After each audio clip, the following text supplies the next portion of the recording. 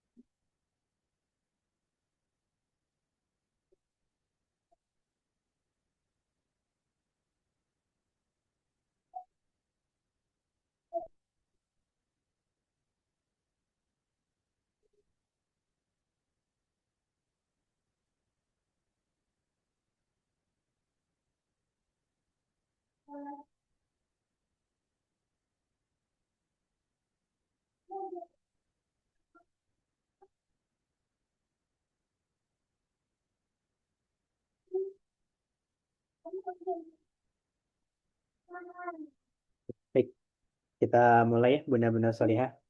Bismillahirrahmanirrahim. Assalamualaikum warahmatullahi wabarakatuh.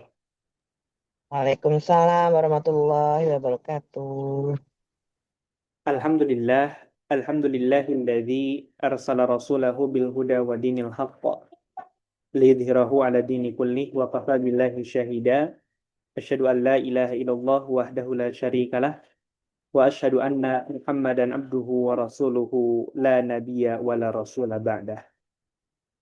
Alhamdulillah, benar-benar salihah yang dimuliakan Allah Subhanahu wa taala. Pertama-tama, marilah kita senantiasa bersyukur kepada Allah atas segala karunia nikmat yang telah Allah berikan, Allah limpahkan kepada kita semua. Salawat dan salam semoga selalu tercurah limpahkan kepada junjungan kita, yakni Habibana wa Nabiyana Muhammad sallallahu alaihi wasallam, kepada para keluarganya, para sahabat, tabi'in, tabi'ut tabi'in, dan juga semoga sampai kepada kita selaku pemegang risalahnya ila yaumil qiyamah. Amin. Allahumma amin. Baik, Bunda-bunda salihah, insya Allah ya, sehat semuanya. Ada yang sedang sakit malam hari ini? Tidak ada? Sehat semuanya? Alhamdulillah ya. Belum ada suaranya ini. Pada golput ya. Coba mana suaranya? Cek. Assalamualaikum Pak Ustadz, ada suaranya. Waalaikumsalam. Ini kirain udah pada tidur semua nih. Oke, Alhamdulillah, benar-benar solihah ya. Tidak terasa kita sudah masuk ke 30 hari lebih ya, akan memasuki bulan suci Ramadan. Yuk, ayo kita sama-sama persiapkan kembali gitu ya, kokohkan kembali ya. Jangan sampai momentum Ramadan itu justru malah menurun ibadahnya ya. Tapi momentum Ramadan itu justru di mana kita memacu ibadah kita kepada Allah Subhanahu wa taala dan sudah mulai persiapan dari semenjak ini. Karena orang yang akan berhasil di bulan Ramadan adalah mereka yang sudah persiapan minimal 3 bulan sebelum, ya. Minimal sebelum masih terkejar, ya. Dengan mulai dibiasakan menyiapkan fisik, menyiapkan hati, dan juga menyiapkan segala hal yang menunjang ibadah kita selama di bulan suci Ramadan. Bapak Ibu yang dicintai Allah Subhanahu wa taala, insya Allah ya, di kesempatan malam hari ini kita akan lanjutkan pembahasan di dalam kitab Qisasul Anbiya karya Imam Ibnu Katsir. Kemarin kita sama-sama membahas ya tentang pohon khuldi ya. Sebetulnya penamaan khuldi ini di dalam sendiri Allah Subhanahu wa taala menyampaikan wala qroba hadhihi syajarah. Janganlah kamu mendekati ya pohon ini. Nah, khuldi itu berasal dari arti keabadian yang disampaikan oleh iblis kepada Adam, kepada ibunda Hawa. Jadi siapa saja yang memakan buah ini, maka dia akan menjadi abadi. Nah, maka disebutlah oleh sebagian ulama buah tersebut disebut dengan buah khuldi. Nah, di tengah perdebatannya gitu ya, apakah Nabi Adam itu memang pada dasar sudah ada di dunia atau memang ada di langit gitu ya. Nah, kita apa namanya? Kita mengambil yang memang pada dasarnya Nabi Adam itu di langit, di surganya Allah Subhanahu wa taala, kemudian diturunkan ke bumi. Tujuannya adalah untuk menjadi khalifatullah fil ard, menjadi penggantinya Allah di dunia. Oke, kita lanjutkan sekarang masuk ke dalam pembahasan iblis yang terusir dari surga.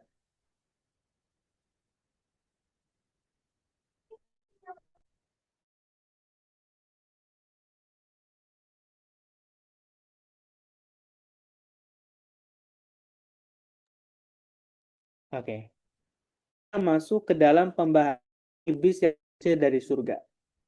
Bunda-bunda salihah, pahami salah satu penyakit dari orang hebat itu, satu penyakit dari orang yang berilmu itu adalah menyombongkan diri. Merasa pangkatnya lebih tinggi, merasa dia memiliki harta, merasa dirinya memiliki kekuasaan. Gitu.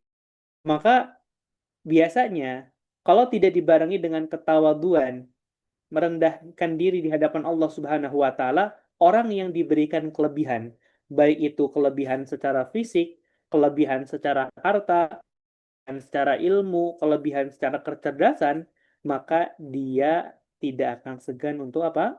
Untuk menyombongkan diri. Nah, maka seorang muslim itu senantiasa harus menghindari hal tadi. Ya, akan ada orang yang memuji kita, maka kita senantiasa ucapkan Alhamdulillah hadza min fadli Rabbi. Alhamdulillah segala puji bagi Allah karena Allah lah zat yang satu-satunya untuk puji. Kalaulah hari ini kita dipuji karena sikap kita dipuji karena hasil kita gitu ya, itu semua atas izin Allah Subhanahu wa taala. Nah, begitupun iblis. Iblis ini secara ilmu itu tidak kurang satu hal pun. Keilmuannya luas, ya. Iblis pun mengetahui bagaimana proses kisah dari manusia pertama, Nabi Adam, sampai nanti manusia terakhir. Pengalamannya dalam menggoda manusia itu Masya Allah gitu. Luar biasa gitu ya. Makanya eh, kemarin Ustadz diskusi dengan salah satu jamaah di daerah Jepara, Jawa Tengah. Beliau itu menyampaikan, Ustadz saya tuh pengen apa ya, masjid itu dijadikan sebagai tempat berkumpul semua aspek masyarakat, baik itu yang dari kalangan NU, dari kalangan Muhammadiyah, dari kalangan Salafi, dan juga kalangan-kalangan yang lainnya. Dan itulah yang menjadi tantangan di sini, Ustaz. Kenapa? Karena dari dulu nggak bisa mereka itu bersatu. Nah, maka Ustaz sampaikan gitu ya. Eh, Kemarin coba Ustaz pernah cerita tentang Snokhor Gronje. Ada yang masih ingat nggak kisahnya, Bapak Ibu? Snokhor Gronje. Ada yang tahu?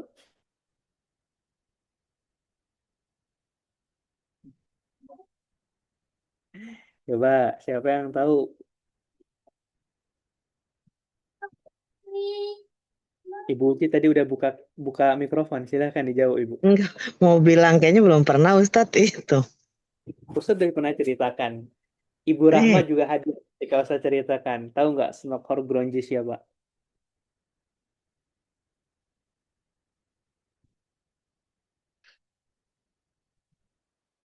Ibu Tika, tahu Snokhor Gronje?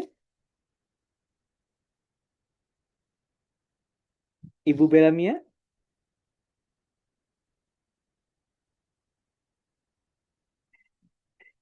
mikrofonnya belum kebuka ya. Coba, tahu nggak Snokhor Gronje itu siapa?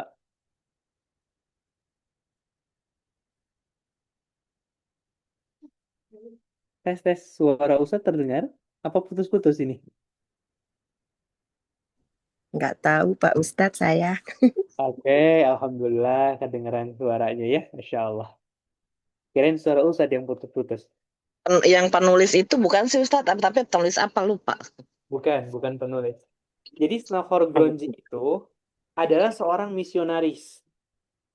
Seorang misionaris yang dia itu menyamar menjadi seorang ulama, dia belajar perbandingan mazhab ya, dan dia kembali ke Indonesia, ke Nusantara untuk apa? Memecah belah kaum muslimin dengan perbedaan.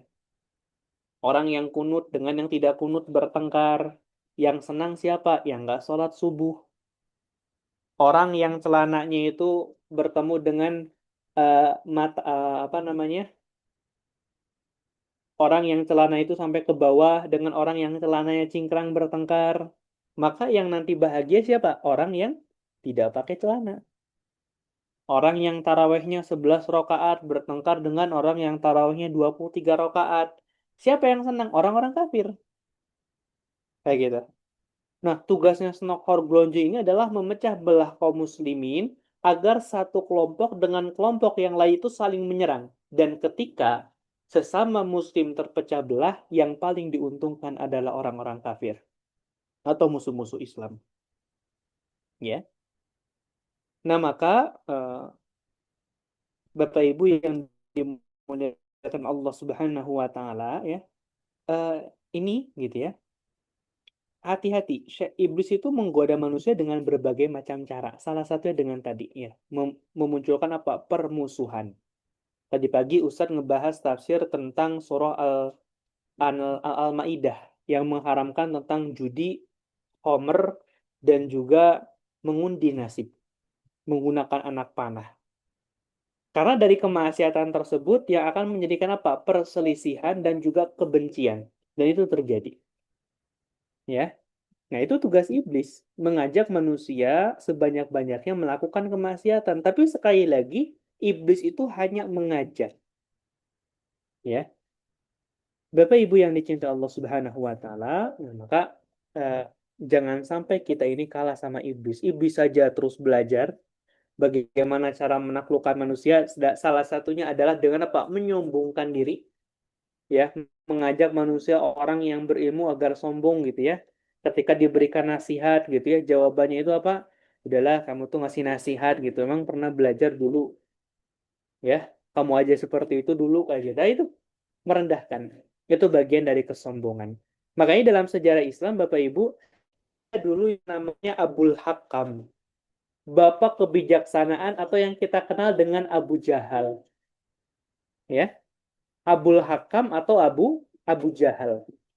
Kenapa yang tadinya diberikan gelar Bapak kecerdasan gitu ya, digelari oleh Al-Quran itu sebagai Abu Jahal, karena dia tidak menggunakan kecerdasannya untuk apa?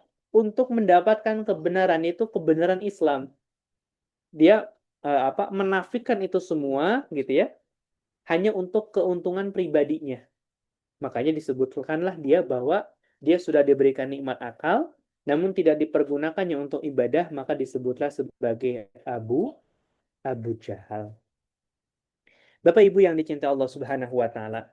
Maka iblis ketika terusir dari surga, ya, eh, mereka menyatakan gitu ya, para alim, tidak diragukan Allah mengusir iblis dari surga kala enggan sujud kepada Adam.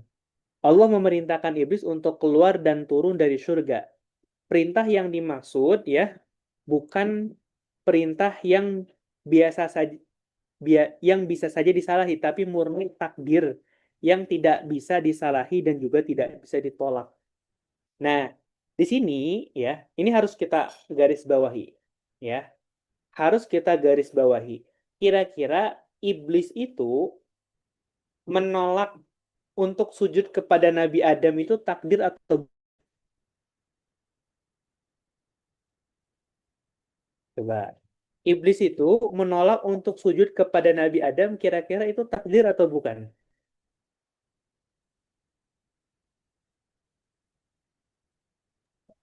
Bukan Ustadz. Bukan, kayak gitu ya. Karena itu berada berada dalam ranah pilihan, ya. Dan iblis memilih untuk apa? Untuk tidak sujud kepada Nabi Adam alaihissalam. Itulah yang menyebabkan iblis diusir oleh Allah Subhanahu wa taala dari surganya. Bapak Ibu yang dimuliakan dan dicintai Allah Subhanahu wa taala, nah maka ya eh, iblis ini dikeluarkan oleh Allah Subhanahu wa taala dari surga ya. Disebabkan apa? Disebabkan keengganan untuk sujud kepada Nabi Adam dan ada satu kalimat yang senantiasa diulang. Ana khairum minka. Aku ini lebih baik daripadamu. Iblis itu nggak pernah menolak untuk sujud kepada Allah. Karena iblis sadar yang telah menciptakannya itu adalah Allah Subhanahu wa taala. Namun ketika Allah Subhanahu wa taala menciptakan Adam, timbul perasaan dalam hati iblis itu bahwa dirinya lebih mulia dibandingkan Adam. Itulah yang membuat iblis enggan untuk sujud kepada Nabi Adam alaihi salam. Dan termasuk ya serangkaian kejadian yang membuat iblis diusir dari surga itu adalah ketika apa? Ketika iblis membisikkan pikiran jahat. Makanya dalam Quran surah An-Nas itu salah satu ayatnya apa? Min syarril waswasil khannas ya. Jadi setan, iblis, jin itu membisikkan apa? Membisikkan pikiran-pikiran jahat kepada manusia. Sebagaimana nanti ketika anaknya Nabi Adam itu saling berselisih antara Habil dan Qabil, itu ini di apa namanya? Dibisikkan, ayo bunuh saudaramu. Hingga akhirnya membunuhlah. Nah, maka gitu ya, orang yang senantiasa ingat Allah, orang yang senantiasa berzikir kepada Allah setiap detiknya ingat kepada Allah Subhanahu wa taala, maka insya Allah akan Allah bentengi dari pikiran-pikiran jahat tersebut. Ya, Bapak Ibu yang dicintai Allah Subhanahu wa taala. Nah, maka kayak gitu ya. eh Iblis ini meminta kepada Allah Subhanahu wa taala, iblis meminta kepada Allah untuk apa? Iblis meminta untuk ditangguhkan umurnya itu sampai hari dibangkitkan. Nah, maka kita harus menyadari bahwa kondisi kita hari ini itu dalam kondisi apa? Kondisi kita hari ini dalam kondisi berperang, Bapak Ibu. Berperang melawan iblis. Apakah kita termasuk orang yang membuat iblis itu menangis karena tidak sanggupnya menggoda kita? Atau kita ini termasuk orang-orang yang berhasil membuat iblis itu tertawa karena kita masuk ke dalam perangkapnya. kita masuk ke dalam kemaksiatan yang dibisikkan olehnya. Zain, ya. Bapak Ibu yang dimuliakan Allah Subhanahu wa taala, ya. Nah, maka ya, ini menunjukkan kepada kita hikmah yang besar, ya.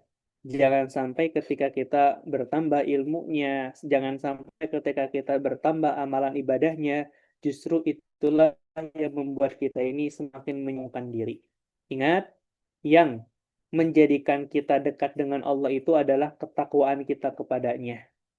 Jangan sampai kita memandang orang lain itu lebih rendah dibandingkan kita. Karena boleh jadi ada orang yang dalam pikiran kita dia lebih rendah, padahal di hadapan Allah dia lebih mulia.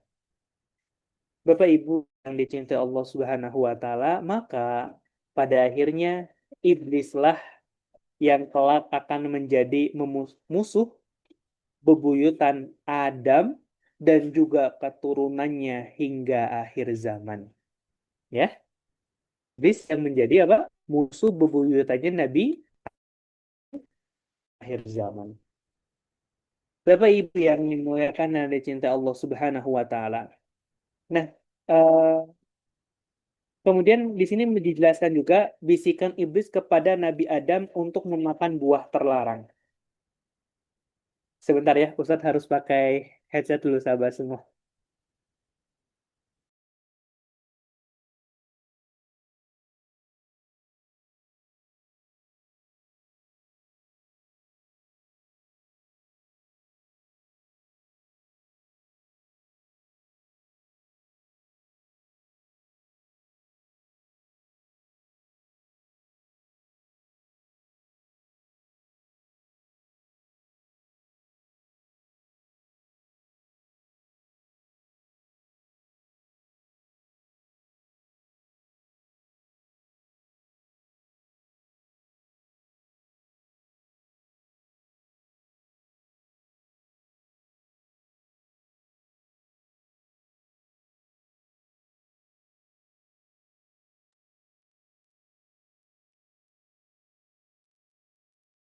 Kita lanjutkan ya.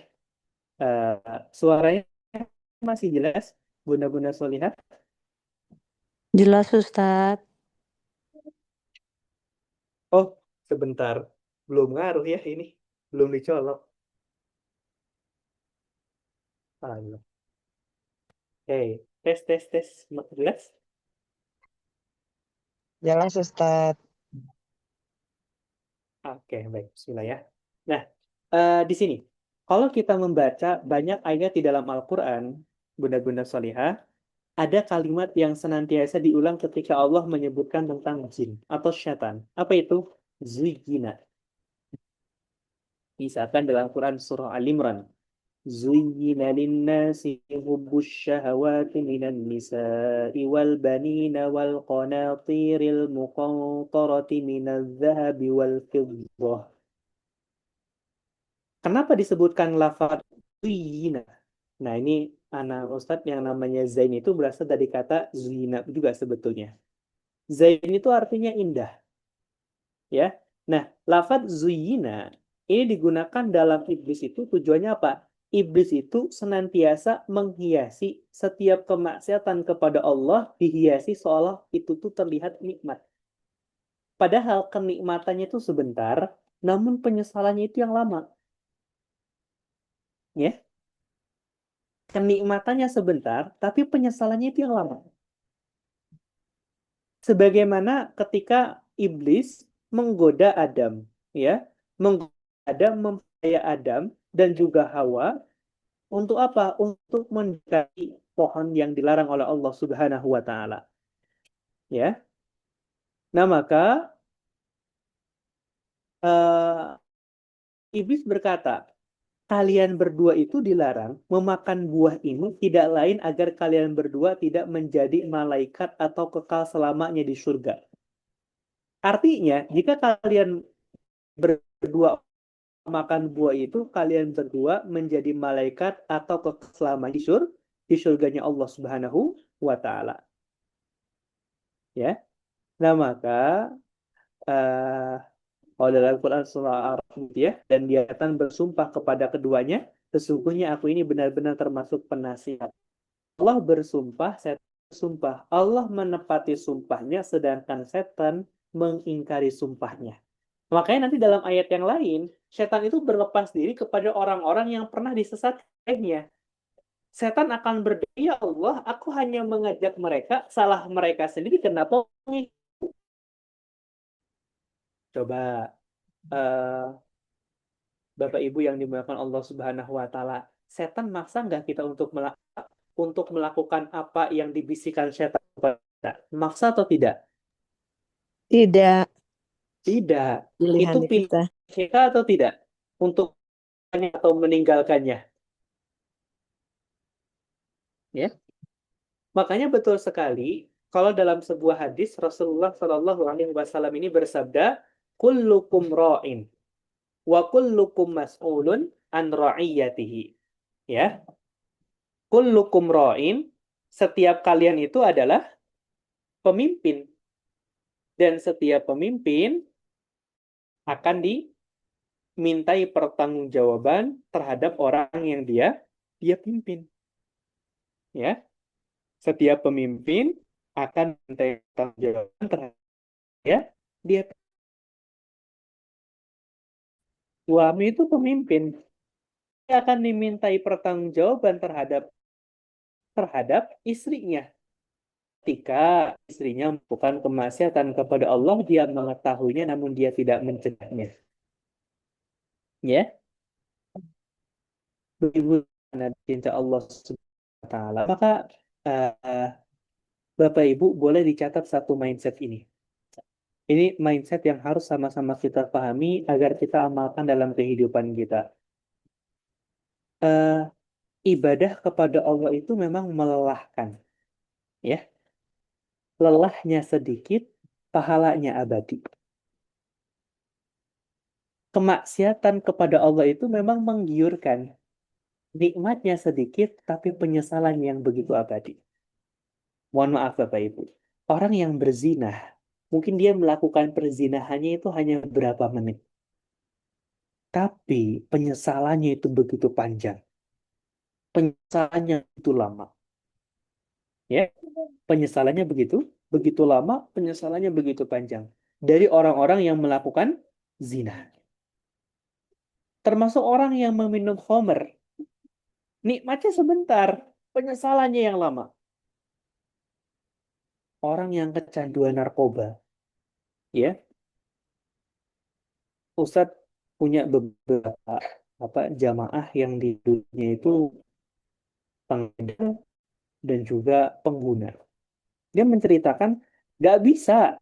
Saya kalau misalkan berhenti dari narkoba tuh bisa. Misalkan saya direhabilitasi, bukan berarti saya nggak dapat narkoba. Saya dapat, tapi dosisnya terus dikecilin. Sedikit, sedikit, sedikit, sedikit. Kalau nggak bisa mati saya. Coba. Mungkin awalnya dari coba-coba. Akhirnya jadi kecanduan. Dan ketika untuk mengubah itu pun butuh effort yang lebih besar. Maka, Bapak Ibu yang dicintai Allah, jangan pernah coba-coba dalam kemaksiatan. Kenapa? Nantinya ketagihan. Tapi banyaklah coba-coba dalam kebaikan. Pernah puasa, saya besok pengen nyobain puasa. Ya, yang mungkin lagi coba, yang sekarang lagi coba-coba gitu ya, apa namanya tuh, bikin quotes-quotes di akun sosmednya gitu ya. Gak apa, sedikit-sedikit kayak gitu ya. Biar nanti jadi kecanduan dalam ibadah. Karena tidak ada satupun hal yang paling nikmat kecuali kita dicandukan oleh Allah Subhanahu wa taala dalam kenikmatan ibadah. Ya. Banyak ulama-ulama terdahulu gitu ya. Mereka sampai lupa waktunya ketika mereka sedang menulis kitab, ketika mereka sedang mengajarkan ilmunya. Ya, Bapak Ibu yang dicintai Allah Subhanahu wa taala, maka jangan pernah terlena dengan ajakan setan, ya. Karena nikmatnya sebentar, penyesalannya yang lama. Bapak Ibu yang dicintai Allah Subhanahu wa taala. Nah, maka ya, nah maka ketika bujukan kepada Nabi Adam ini tidak berhasil, ya, maka bujukan tersebut, ya, beralih kepada ibunda Hawa. Kalau laki-laki itu, ya, ketika berpikir menggunakan rasional dari otaknya, sedangkan wanita itu menggunakan perasaan. Maka inilah yang membuat awal mula ibunda Hawa, ya, oleh ajakan iblis untuk mendekati pohon tersebut, dan ibunda Hawa mengajak Nabi Adam untuk sama-sama memakan buah terlarang. Ya, nah maka efek akibatnya itu akan terasa ketika, ya, ketika mereka, yaitu Adam dan Hawa itu mencicipi buah khuldi tadi, maka tampaklah oleh mereka auratnya dan mulailah mereka menutupinya dengan daun-daun yang ada di surga. Nah, maka Bapak Ibu yang dicintai Allah Subhanahu wa taala, ya, di sini gitu ya. Ini menunjukkan kepada kita bahwa salah satu fitnah terbesar itu datang dari wanita, ya. Karena kemarin kita sama-sama pelajari bahwa wanita itu berasal dari tulang rusuk paling atas sebelah kanan, tulang rusuk yang paling bengkok.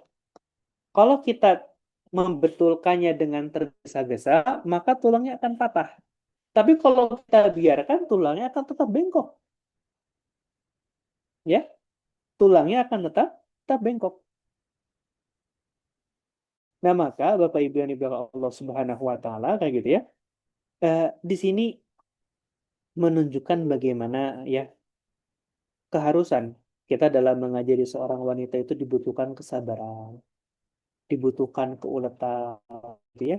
Karena kita pun nggak pernah tahu kapan dia itu akan mau menerima apa yang kita sampaikan. Nah, perlu digarisbawahi, Bapak Ibu yang dimuliakan Allah, Ibnu Katsir ini dengan menggunakan banyak kisah Israiliyat. Banyak kisah Israiliyat di dalam kitabnya maupun dalam tafsirnya. Ya. Nah, maka cukup kita ketahui saja, ya, nggak perlu kita yakini. Maksudnya, kisah Israiliyat itu hanya sebagai info saja. Ya. Jadi kitab Israiliyat itu adalah, eh, bukan kitab. Kisah Israiliyat itu adalah kisah yang diambil bukan dari Al-Quran, tapi dari kitab suci eh, agama lain. Begitu ya. Nah, disebutkan dalam kitab Taurat yang beredar di kalangan ahli kitab, ya, yang mendorong Hawa memakan buah pohon adalah seekor ular yang besar dan juga berbentuk indah. Nah, maka hati-hati. Salah satu, ya, iblis itu bisa berubah wujud menjadi ular, Bapak Ibu, atau menjadi hewan-hewan yang berbisa lainnya. Maka misalkan begini, kalau di rumah kita itu ada ular, ularnya hitam, ada kalajengkingnya hitam, jangan langsung dimatikan di rumah. Kalau mampu, dikeluarkan dulu baru dimatikan. Tapi sebelum kita pukul, kita bacakan dulu. Bacakan ayat kursi, bacakan apa namanya, ayat-ayat ruqyah. Kenapa? Karena boleh jadi ular tersebut bukan ular sesungguhnya, tapi jin yang menyamar menjadi ular. Ya. Makanya dalam beberapa kejadian itu ada ketika muncul ular hitam gitu ya. Kemudian apa? Kemudian dibacakan doa ke ular tersebut, apa yang terjadi? Hilang ularnya. Ya. Bapak Ibu yang dicintai Allah Subhanahu wa taala, nah maka ini kita harus hati-hati. Kita harus hati-hati gitu ya bahwa jin ini memang punya kemampuan untuk bisa berubah wujud, ya gitu ya. Salah satunya bisa berubah wujud menjadi orang tua kita ketika kita hendak wafat. Berubah wujud menjadi apa? Berubah wujud menjadi hewan, kayak gitu ya. Nah, maka kita meminta perlindungan dari Allah Subhanahu wa taala dari tipu daya iblis dan juga bala tentaranya. Nah, maka Bapak Ibu yang dimuliakan Allah Subhanahu wa taala lalu memberikan buah tersebut kepada Adam. Iblis tidak disebut apa? Jadi saat itu kedua mata Adam dan Hawa terbelalak dan keduanya mengetahui bahwa mereka sudah telanjang. Nah, maka kemudian keduanya mencari dedaunan, buah tin, lalu mereka gunakan sebagai sarung, Disebutkan dalam salah satu riwayat keduanya telanjang, kemaluan mereka berdua tertutupi oleh cahaya. Bapak Ibu yang dicintai Allah Subhanahu wa taala,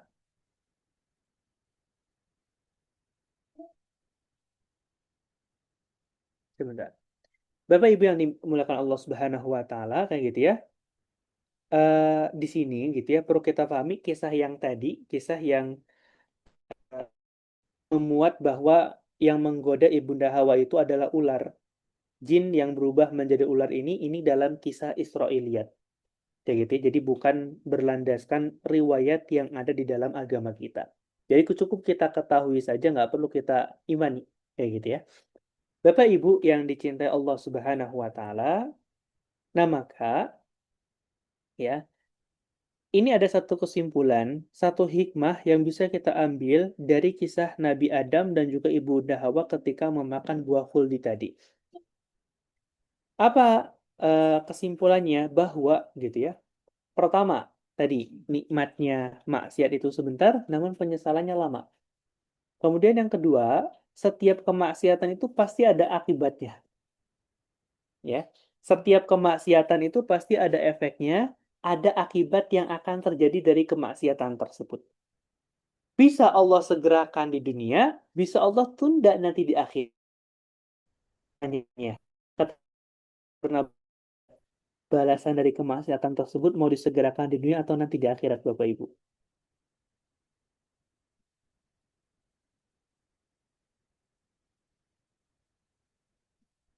Mau di dunia atau di akhirat, Bapak Ibu? Belum ada yang menjawab. Serem dua-duanya Pak Ustadz. Apa? Nggak mau dua-duanya kayak gitu. Lalu Serem. mau Kalau mau ngebayanginnya, bagaimana? berusaha, Bapak Ibu, ya berusaha. Iya, pastinya mau berusaha untuk menghindari kesalahan ya Pak Ustadz ya. oke, betul. Dapat akibat dari kemaksiatan tersebut ya. Nah, Bapak Ibu yang dimuliakan Allah Subhanahu wa taala, yang harus kita sama-sama pahami bahwa dari setiap kesalahan atau dosa itu pasti akan berakibat buruk pada akhirnya, baik di kehidupan dunia ataupun kehidupan akhirat. Maka sebetulnya kita harus bersyukur jika balasan dari kemaksiatan yang pernah kita kerjakan di masa lalu itu Allah timpakan ketika kita hidup di dunia. Untuk apa? Untuk kita membersihkan setiap dosa yang pernah kita lakukan di masa yang lampau. Untuk membersihkan setiap kesalahan-kesalahan kita. Ya gitu. Karena begini Bapak Ibu yang dimuliakan Allah. Contoh gini ya. Contoh, kita ini kan Allah tahu ya. Kita ini akan ada di akhirat itu gimana. Misalkan kita ini akan menjadi penduduk surga. Dan Allah menyaksikan gitu ya. Kita ini masih banyak dosanya. Maka Allah akan timpakan berbagai macam musibah agar ya, masuk ke dalam surganya Allah Subhanahu wa taala. Bapak Ibu yang dicintai Allah Subhanahu wa taala, ya. Nah, maka kayak gitu ya.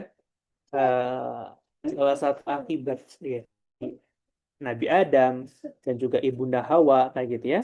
Ibunda Hawa ini apa? Memakan buah khuldi hingga pada akhirnya keduanya turun bersama-sama ya, dan kelak sebagian akan jadi turunannya ya. Bapak Ibu yang dimuliakan dan dicintai oleh Allah Subhanahu wa taala ya. Nah, maka kesimpulan yang kedua adalah walaupun itu dengan pasangan kita, ataupun dengan suami kita ataupun istri kita, tapi tidak ada kebersamaan dalam kemaksiatan. Ya kalau suami saya juga maksiat, saya pun melakukan kemaksiatannya, tidak seperti itu ya. Kalau istri saya pun melakukan kemaksiatannya, maka saya pun melakukan kemaksiatan, tidak seperti itu. Jadi tidak ada kompromi dalam melakukan kemaksiatan kepada Allah Subhanahu wa taala. Bapak Ibu yang dimuliakan dan dicintai Allah Subhanahu wa taala ya. Di dalam kitabnya ya disebutkan bahwa Nabi Adam ini berada di surga kurang lebih selama 100 tahun. Dalam riwayat lain ada yang menyebutkan 60 tahun. Dalam riwayat lain juga ya, kemudian menangisi surga itu selama 70 tahun. Menangisi kesalahannya selama 70 tahun dan menangisi anaknya kala dibunuh selama 40 tahun. Dengan kesalahan yang hanya mendekati pohon tuti. Ustaz ingin bertanya Bapak Ibu, dari setiap kemaksiatan yang pernah kita kerjakan, seberapa lama kita menangis terhadap kemaksiatan tersebut Bapak Ibu? Ya, berapa lama kita menangis? Nabi Adam gitu ya, seorang nabi sampai betul-betul menangisi terhadap kesalahannya selama 70 tahun Bapak Ibu.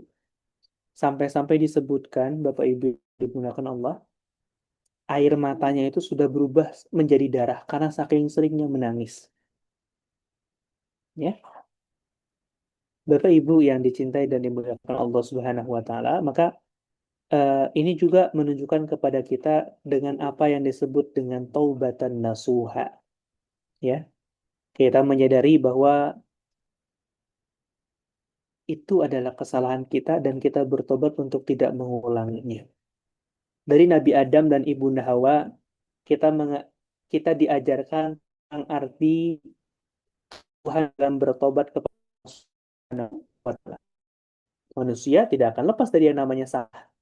Makanya manusia terbaik adalah manusia yang bertobat setelah melakukan kemaksiatan kepada Allah Subhanahu wa taala.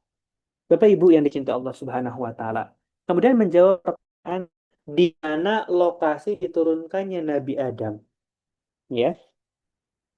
Di dalam sebuah riwayat disebutkan bahwa Nabi Adam ini diturunkan di sebuah tempat bernama Dahna. Tempat yang ada di antara kota Mekah dan juga kota Taif. Nah, ada juga yang meriwayatkan bahwa Nabi Adam ini diturunkan di India. Sedangkan Ibunda Hawa diturunkan di Jeddah. Ya. Nah, ini ada kisah unik Bapak Ibu yang dimuliakan Allah. Eh, Nabi Adam dan Ibunda Hawa itu bertemu kembali di Jabal apa? Coba, di gunung apa? Jabal Jabal Rahmah. Rahman ya. Di Jabal Jabal Rahman. Rahmah. Jabal Rahmah ada di mana?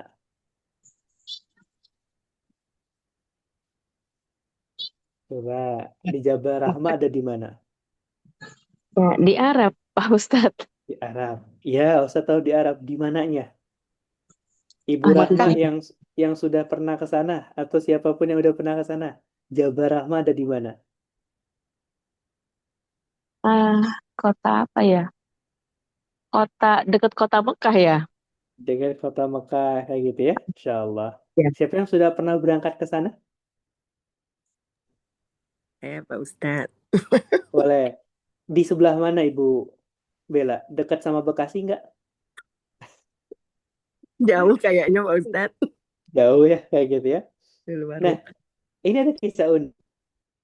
Jadi, kalau misalkan hari ini banyak wanita yang tidak bisa membaca map, dari dulunya memang seperti itu, ya, Di Arafah bukan ya Ustadz ya?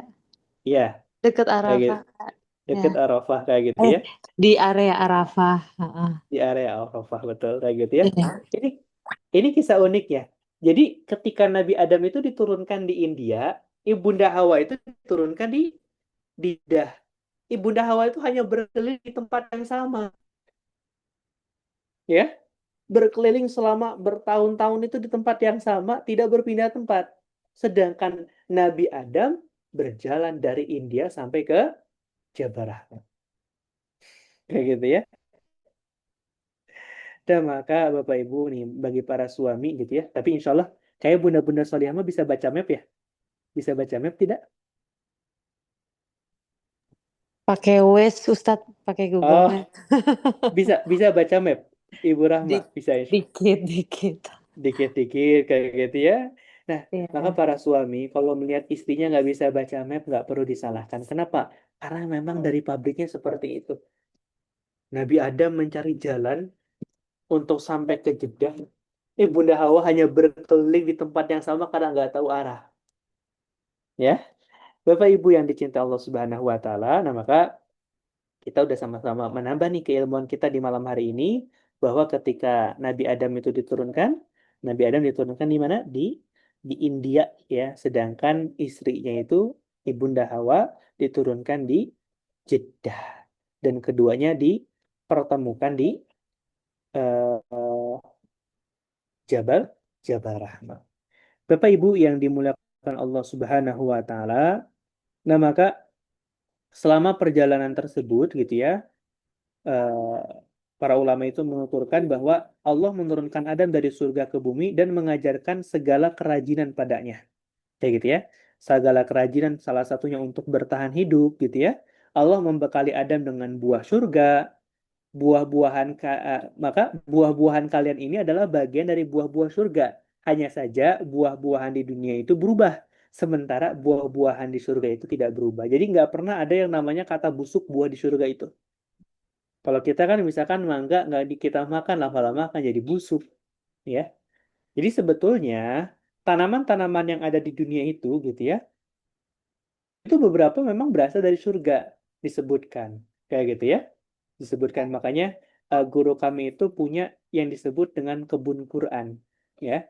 Coba sebutkan salah satu makanan yang disebutkan dalam Al-Quran apa saja? Banyak ya. Jahe. Jahe itu disebutkan dalam Al-Quran. Apa bahasa Arabnya jahe? Coba, apa bahasa Arabnya jahe? Yang betul nanti dah. Apa bahasa Arabnya jahe, Bapak Ibu?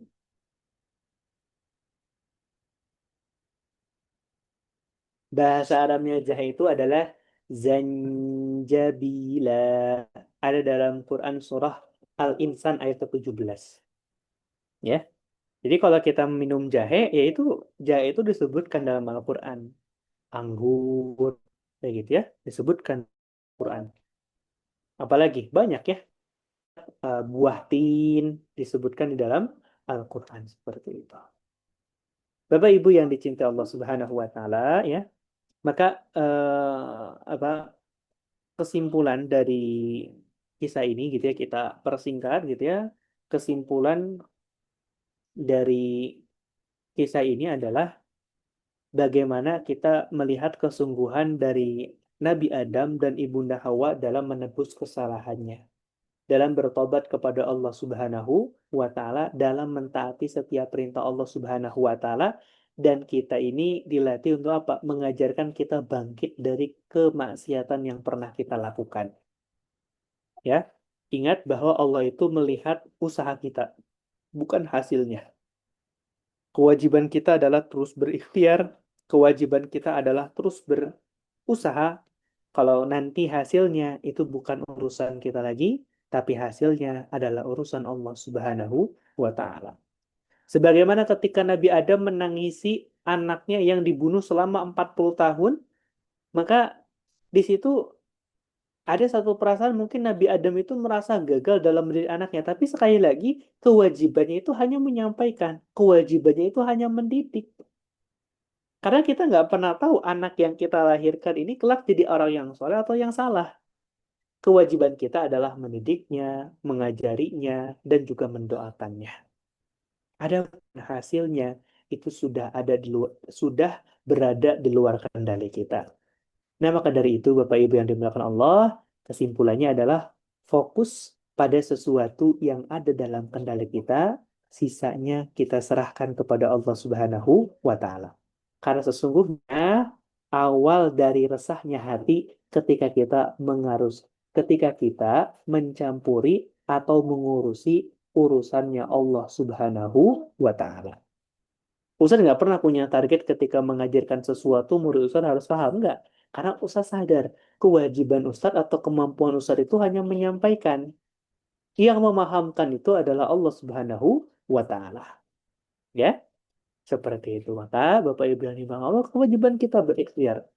Semaksimal mungkin yang bisa kita kerjakan. Sebaik mungkin yang bisa kita lakukan. Ya, Allah melihat ikhtiar kita, Allah tidak melihat hasilnya. Ya, wallahu a'lam bishawab. Insyaallah nanti di pertemuan berikutnya kita akan masuk ke dalam perdebatan antara Nabi Adam dan juga Nabi Musa. Pertanyaannya, kapan pertemuan ini? Nanti insya Allah akan kita bahas di pertemuan berikutnya ya. Wallahu a'lam bishawab. Oke, silakan Bapak Ibu yang dicinta Allah Subhanahu wa taala, barangkali ada yang mau ditanyakan atau mau didiskusikan, Ustaz persilakan untuk mengangkat tangannya dan mengangkat tangan lebih awal, kami persilakan untuk bertanya lebih awal. Tafadhal masykuran.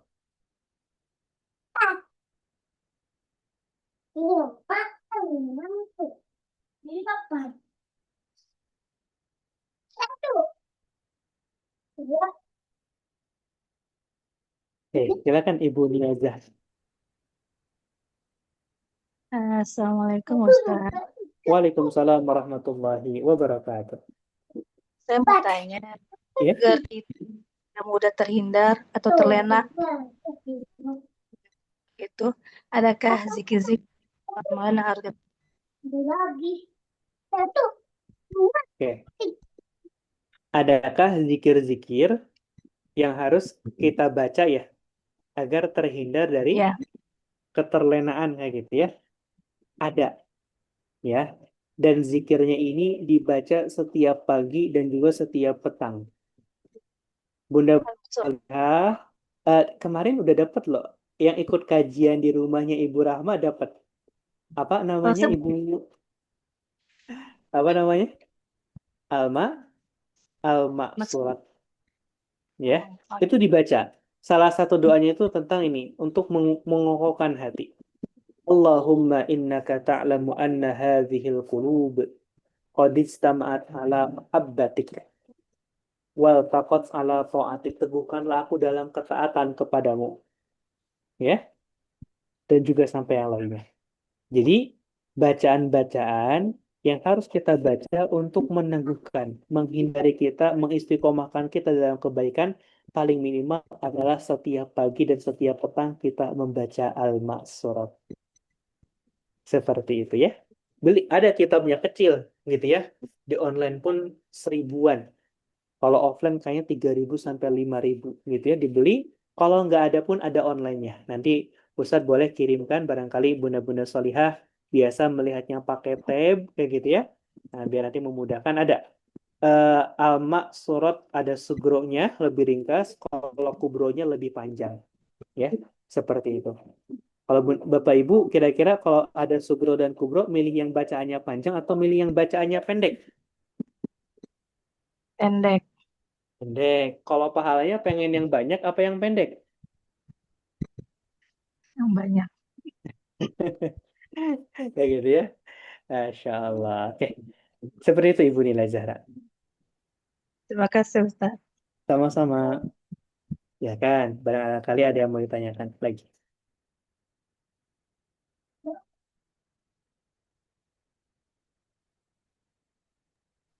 Ustadz, izin tanya Ustadz. Boleh? Misalnya nih kita dalam kebimbangan ya untuk menentukan keputusan. Nah, itu gimana ya cara? Kan kita misalnya sholat istikharah atau sholat hajat atau apalah untuk minta petunjuk gitu. Nah, kira-kira apa sih yang membedakan kalau seandainya ini khususnya misalnya ya keputusan tentang kehidupan di dunia gitu, tentang keputusan duniawi lah. Nah, apa yang membedakan kalau memang itu ada petunjuk dari Allah atau itu bisikan dari iblis gitu? Oke. Zain, coba Zain jawab pertanyaan evolusi. Nggak kedengeran Ibu. Kasih Ustadz itu aja cara Oke. membedakan. Oke, baik.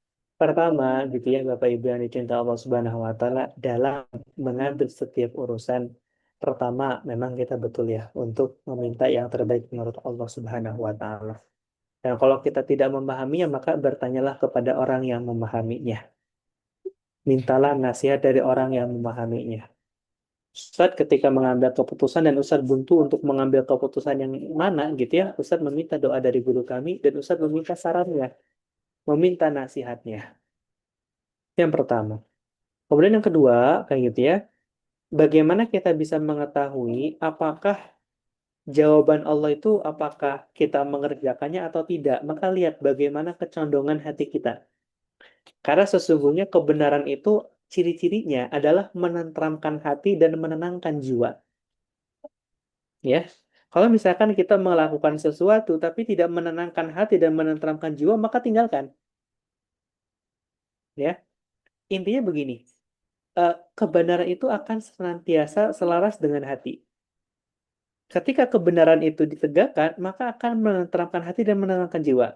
Maka kalau tidak terjadi, gitu ya, hati-hati bahwa apa yang kita lakukan ini justru tidak diridhoi oleh Allah Subhanahu wa Ta'ala. Ya gitu. Misalkan begini, gitu ya, kita mau memilih kerjasama nih, dalam urusan bisnis dengan seseorang. Awalnya orang tersebut kelihatan baik betul, amanah dan lain sebagainya. Hingga satu ketika gitu ya, tiba-tiba diperlihatkan keburukannya kepada kita. Boleh jadi itu merupakan cara Allah untuk menyelamatkan kita. Ya, seperti itu. Jadi lihat kemana kecondongan hati kita ketika kita sudah bermunajat dan mana yang membawa ketentraman dalam hati kita. Maka itulah insya Allah yang benar. Seperti itu Ibu Uci. Makasih, Ustaz. Oke, silakan. Ada yang mau ditanyakan lagi, Bapak Ibu yang dimuliakan Allah? Ini Panasan nggak kedengeran suaranya Ibu Uci? Ada Panasan Ibu? Ada Ustaz, dia dengerin di depan kalau nggak salah ya. Oh, Masya Allah. Oh, ini ya, oh, Pak Darmawati Abdullah. Oh, ini kakaknya Oh, Nasar. kakak. Oh, kakaknya Pak Nasar, Masya Allah. Kayak Pak Nasar lagi capek, Ibu. Baru keliling-keliling ya. Nah, ini baru masuk nih orangnya nih, Ustaz. Oh, Nanyain Masya Pak Ustaz Allah. kamu. Oh, dia ternyata habis goreng makanan buat Zul. Oh, Masya Allah. Siap, siap, siap. Pak Nasar Bang, nggak usah ini. Udah hafal beliau kisahnya, Ibu. Oke, baik Bapak Ibu yang dicinta Allah Subhanahu wa Ta'ala ya. Baik, ya tidak ada yang ditanyakan gitu ya. Mungkin kita cukupkan dulu ya. Kalau ada yang ingin bertanya boleh ya ditanyakan saja. Nanti insya Allah akan kami bantu jawabnya. Semoga itu bisa menjadi wasilah kebaikan untuk kita semua. Amin ya Allah Rabbal Alamin. Baik Ustaz, Bapak Ibu maaf yang Ustaz.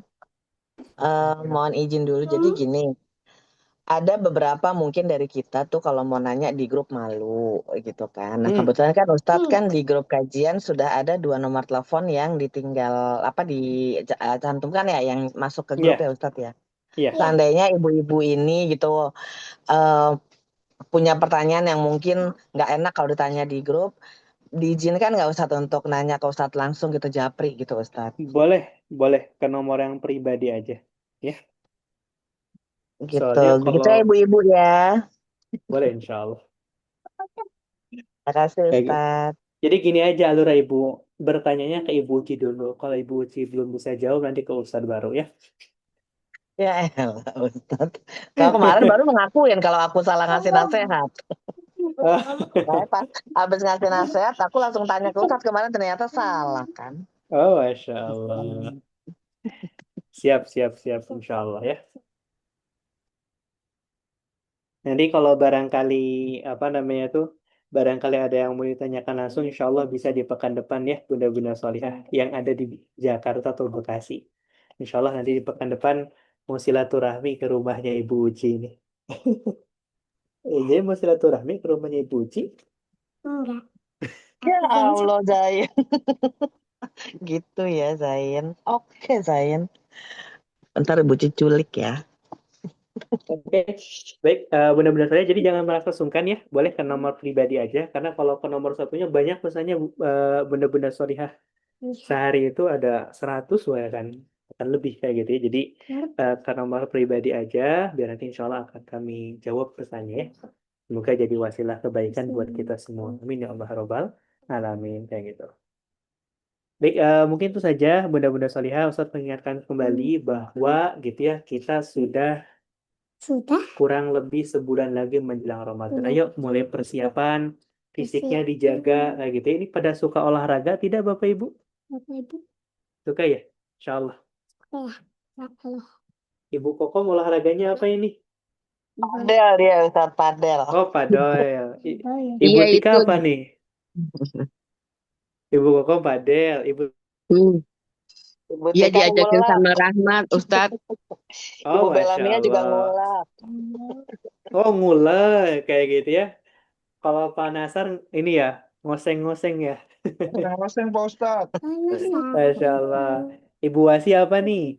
Ayo dipersiapkan fisiknya. Jangan sampai justru nanti awal Ramadan ya Allah lagi sakit. Apalagi kan sekarang katanya lagi ini ya, lagi berkembang apa?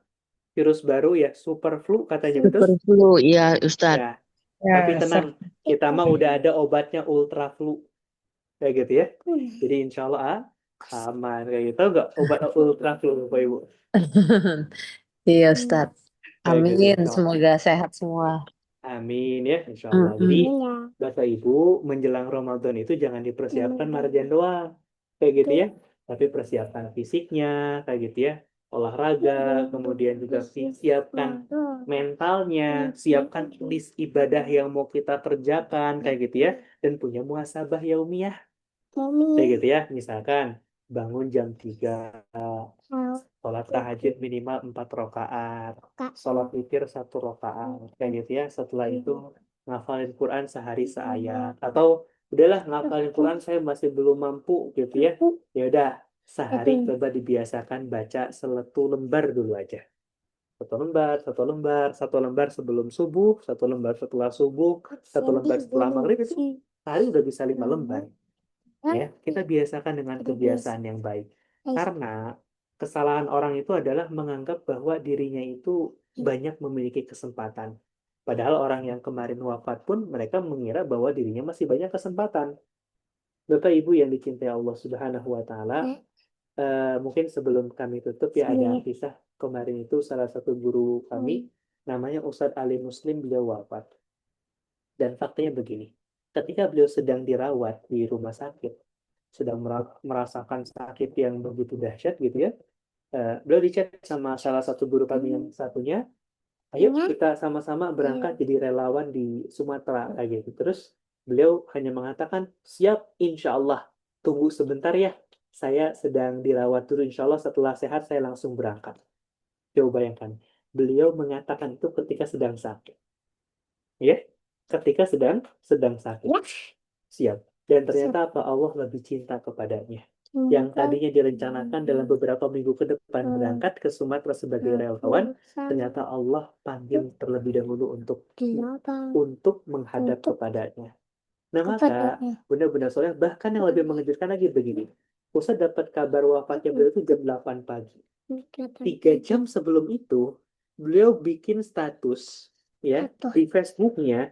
Statusnya itu mengatakan ini, Alhamdulillah sudah lepas infus, insya Allah siap untuk apa namanya itu, insya Allah siap untuk berdakwah lagi. Coba bayangkan Bapak Ibu, beliau nggak tahu padahal itu detik-detik 3 jam sebelum datang ke waktu kematiannya. Kalau kita pelajari dalam ilmu kesehatan atau ilmu medis, itu yang disebut dengan terminal lucidity. Tahu Bapak Ibu? Pernah Ustaz ajarkan ya? Terminal lucidity. Jadi biasanya udah bahaya. Kalau misalkan ada seorang pasien yang tadinya sakit parah, tiba-tiba kesehatannya membaik, nafsu makannya membaik, kayak gitu ya, maka jangan pernah lepas. Kenapa? Itu ciri-ciri dari terminal lucidity.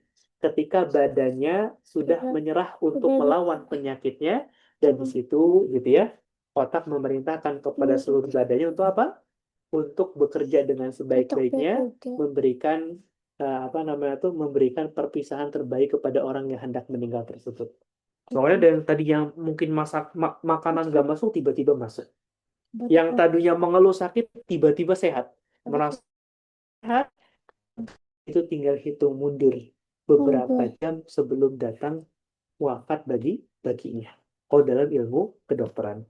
Nah maka dari itu Bapak Ibu yang dimakan Allah, jangan pernah merasa diri kita bahwa umur kita itu masih panjang, kesempatan kita itu masih banyak, tapi selalu berpikir bahwa kita itu hanya hidup hari ini.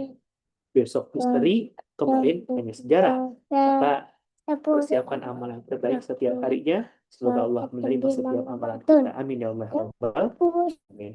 Baik Bapak Ibu yang dimuliakan Allah, mungkin kita tutup dulu ya untuk pertemuan kita di malam hari ini dengan bersama-sama mengucapkan hamdalah, alhamdulillahirabbil alamin, istighfar, astagfirullahaladzim, dan juga doa kafaratul majelis. Subhanakallahumma wa bihamdika asyhadu an la ilaha illa anta astaghfiruka wa atubu ilaik. Billahi taufiq wal hidayah. Assalamualaikum warahmatullahi wabarakatuh. Waalaikumsalam warahmatullahi wabarakatuh. Dadah Pak guys. Ustadz. Sehat pagi Bapak Ibu, Makasih sehat selalu, semua. berkah selalu. Pak Ustadz. Baik. Bye ya.